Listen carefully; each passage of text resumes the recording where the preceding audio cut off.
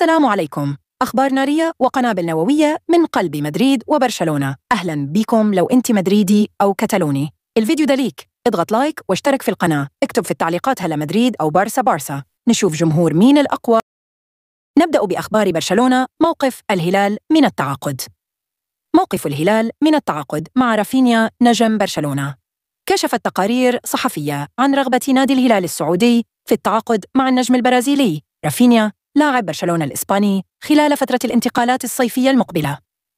ويأمل الهلال في التعاقد مع جناح أيسر خلال الفترة القادمة للاستفادة من خدماته في كأس العالم للأندية 2025، وذلك لتعويض رحيل النجم البرازيلي نيمار جونيور. قرار جديد من برشلونة بشأن التعاقد مع نيكو ويليامز. كشفت بعض التقارير الصحفية في الساعات الماضية عن قرار جديد من نادي برشلونة بشأن التعاقد مع نيكو ويليامز جناح فريق أتلتيك بلباو ومنتخب إسبانيا خلال الفترة المقبلة. ومع تقدم موسم برشلونة بنجاح ومنافسته على تحقيق ثلاثية تاريخية تشمل الدوري والكأس ودوري أبطال أوروبا، بدأت إدارة النادي في إعادة النظر في خططها المستقبلية لموسم 2025 إلى 2026. ويعد نيكو ويليامز أحد أبرز اللاعبين في الكرة الإسبانية خلال الفترة الحالية، حيث كان ضمن نجوم الماتادور في التتويج بلقب يورو 2024، وأيضاً يقود أتلتيك بلباو حالياً لتحقيق العديد من النجاحات. بوروسيا دورتموند ضد برشلونة. الموعد والقنوات الناقلة والتشكيل. يحتضن ملعب سيجنال إيدونا بارك المباراة المرتقبة بين بوروسيا دورتموند ضد برشلونة في إياب ربع نهائي دوري أبطال أوروبا. ويسعى بوروسيا دورتموند للرد بقوة على أرضه في مباراة الإياب من ربع نهائي دوري أبطال أوروبا ضد برشلونة، وذلك بعد الهزيمة القاسية التي تلقاها بنتيجة 4-0 في مباراة الذهاب الأسبوع الماضي على يد فري هانز فليك. ويواجه الفريق الألماني مهمة شبه مستحيلة للتأهل إلى نصف النهائي، حيث يتطلع برشلونة لوضع قدم ثابتة لمواجهة محتملة مع إنتر ميلان أو بايرن ميونخ الألماني. على الرغم من أن ثلاثي برشلونة الهجومي التاريخي المكون من ليونيل ميسي ونيمار ولويس سواريز سيظل في الذاكرة كأحد أخطر الخطوط الأمامية على الإطلاق، إلا أن الثلاثي الحالي المكون من رافينيا ولامين يامال وروبرت ليفاندوفسكي يقدم أداء مذهلا يضاهي ذلك الثلاثي الأسطوري. وقد تألق ثلاثي فليك بشكل لافت في مباراة الذهاب، حيث سجل ليفاندوفسكي هدفين في مرمى فريقه السابق، بالإضافة إلى هدفين آخرين من رافينا ويامال. تقام مباراة الإياب بين بوروسيا دورتموند وبرشلونة في ربع نهائي دوري أبطال أوروبا يوم الثلاثاء 15 من أبريل 2025.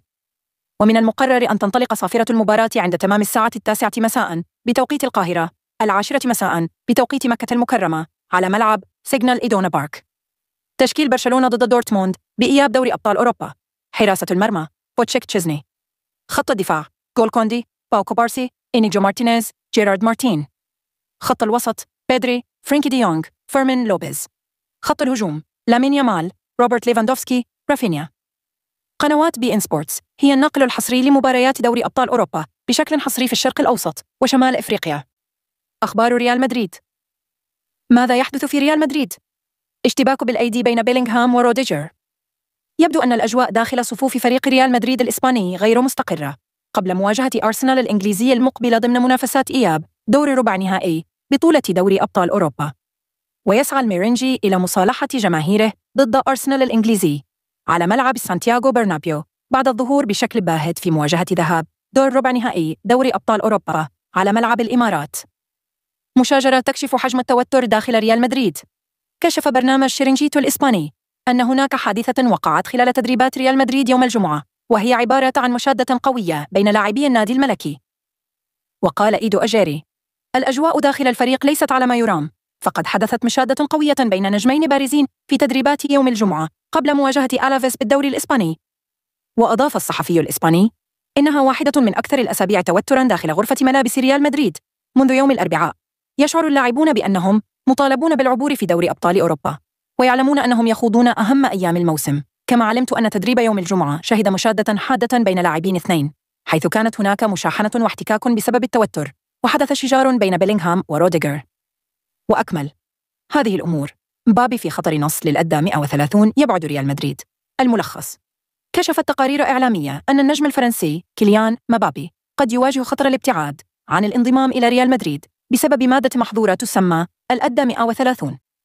التقارير أشارت إلى أن هذه المادة تدخل ضمن قائمة المحظورات في قوانين اللعب النظيف، وهي مادة تستخدم عادة في برامج التعافي السريع. وفي حال ثبوت استخدامها قد يتم تطبيق المادة القانونية التي حرم بموجبها سابقاً 37 لاعباً من الانضمام إلى أنديتهم، وهو ما قد يعرض مستقبل مبابي مع ريال مدريد للخطر. التقارير أوضحت أن الجهاز الطبي لباريس سان جيرمان قد يكون استخدم هذه المادة لتسريع شفاء مبابي، وهو ما يعد مخالفة جسيمة. ما يزيد الوضع تعقيداً هو أن ريال مدريد يرغب في تقديم مبابي بشكل قوي في حفل تقديم ضخم في البرنابيو، ما يزيد من حساسية الملف. إبراهيم دياز في مهمة خاصة خلال مباراة ريال مدريد ضد أرسنال. الخبر باختصار: يستعد النجم المغربي إبراهيم دياز للعب دور مهم في مواجهة ريال مدريد أمام أرسنال في إياب ربع النهائي دوري أبطال أوروبا يوم 25 من أبريل. ويأمل المدرب أنشيلوتي في تحسين الأداء الهجومي عبر إشراك دياز، خاصة بعد الخسارة ذهاباً ب2-0. المباراة ستقام على ملعب سانتياغو برنابيو، ويسعى الفريق الملكي لقلب النتيجة والتأهل لنصف النهائي. كشافو ريال مدريد يضعون أعينهم على صيد ثمين في المغرب. تفاصيل الخبر باختصار: كشفت تقارير إعلامية أن نادي ريال مدريد أبدى اهتماماً كبيراً بضم النجم المغربي الشاب إلياس بن صغير لاعب موناكو الفرنسي بعد تألقه اللافت في الفترة الأخيرة. يأتي هذا الاهتمام بعد الأداء المميز الذي قدمه بن صغير مع منتخب المغرب في بطولة كأس إفريقيا لأقل من 20 عاماً، حيث أظهر مهارات كبيرة ولفت أنظار الكشافين. كما أبدى ريال مدريد إعجابه بمجموعة من المواهب المغربية الأخرى التي تلعب في أندية أوروبية مثل أشرف داري، إلياس أخماش، وعبد الصمد الزلزولي. التقارير تشير إلى أن ريال مدريد يجري تقييماً شاملاً لإحصائيات اللاعبين المغاربة الشباب تمهيداً للتحرك نحو التعاقد مع بعضهم خلال الميركاتو المقبل. ريال مدريد ضد أرسنال. الموعد والتشكيل المتوقع والقنوات الناقلة للمباراة. يستضيف ملعب البرنابيو يوم غد الأربعاء مباراة من العيار الثقيل بين ريال مدريد ضد أرسنال في إياب مباريات الدور ربع نهائي من بطولة دوري أبطال أوروبا للموسم 2024 إلى 525 ميلادي. ولا يوجد أمام النادي الملكي ريال مدريد خيار سوى الريمونتادا أو الخروج ليلة الأربعاء، حيث يحتاج رجال أنشيلوتي إلى معجزة كروية لقلب خسارة مباراة أرسنال وريال مدريد في الذهاب، والتي انتهت بنتيجة ثقيلة 3-0 أمام النادي الإنجليزي أرسنال على ملعب الإمارات خلال الأسبوع الماضي. موعد مباراة ريال مدريد وأرسنال يوم الأربعاء 16 من أبريل عام 2025 الساعة 9 مساء بتوقيت ليبيا، الساعة 10 مساء بتوقيت السعودية، الساعة 7 مساء بتوقيت غرينتش. القنوات الناقلة لمباراة ريال مدريد وأرسنال: قناة بي إن سبورت 1. معلق مباراة ريال مدريد ضد أرسنال. المعلق علي سعيد الكعبي. حكم مباراة ريال مدريد ضد أرسنال. عين الاتحاد الأوروبي لكرة القدم طاقم تحكيم فرنسي بقيادة فرانسوا ليتكسير لقيادة مباراة إياب دوري ربع نهائي دوري أبطال أوروبا بين ريال مدريد وأرسنال. وسيعاون لتكسير حكم الراية سيريل موجنيه ومهدي رحموني وستيفاني فرابارت بصفته حكماً. رابعاً، أما تقنية حكم الفيديو المساعد فتم إسنادها للحكم جيروم بريسارد، وسيعاونه بستيان دي شيبي.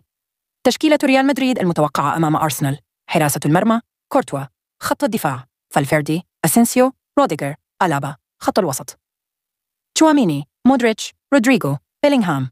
خط الهجوم: فينيسيوس، مبابي. تشكيل أرسنال المتوقع أمام ريال مدريد: حراسة المرمى رايا، خط الدفاع تيمبر، ساليبا، كيوريور، لويس كلي. خط الوسط: أوديغارد، بارتي، رايس، ساكا. خط الهجوم: ميرينو، مارتينيلي. غيابات وإصابات في صفوف ريال مدريد: 1. كامافينغا موقوف بعد طرده في الذهاب، يغيب كل من ميليتاو وكارفاخال للإصابة الطويلة. 3 شكوك حول مندي ولونين. 4 عودات شواميني بعد الإيقاف. 5 بيلينغهام وفينيسيوس جاهزان بعد راحة جزئية. غيابات وإصابات في صفوف أرسنال: إصابات طفيفة لكل من جورجينيو وتوماس بارتي، غياب جابرييل خيسوس، هافيرتز، جابرييل، تومياسو وكلافايوري. 3 عودات متوقعة لتيمبر، ساكا، أوديغارد، ميرينو. وعلى الرغم من الخسارة الأخيرة يبقى ملعب البرنابيو رمزاً للعودة والريمونتادا، والدليل فوزهم 4-0 على توتنهام في 2011.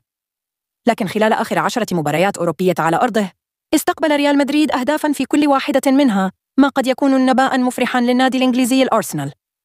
في المقابل، نادي أرسنال الإنجليزي على الرغم من الغيابات المؤثرة تفوق بشكل لافت خلال مباراة الذهاب، ويبدو جاهزاً لبلوغ الدور نصف النهائي لأول مرة منذ العام 2009 ميلادياً في بطولة دوري أبطال أوروبا.